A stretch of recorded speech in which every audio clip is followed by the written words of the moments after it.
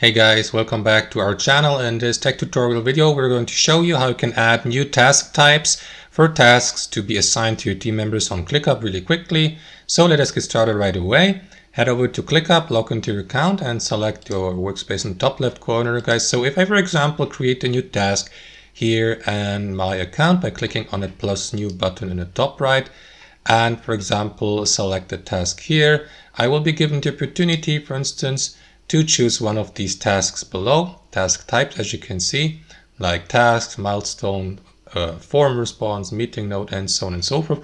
You can add more task types to that drop-down menu, guys. Let me show you how to do that before you create the given task. So let me close that window here. And what you will need to do, guys, is head over to your workspace settings. To do that, click on the profile icon in the top right corner, select settings from the drop-down menu. And here on the left-hand side, you will see a section called task types.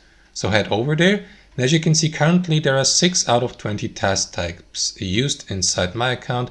You can create one yourself by clicking on that button here and create a completely new custom task type by assigning an icon, for example, by giving it a name here, singular and a plural name, for example, and so on and so forth. You can describe, for example, you can describe the task below if you like.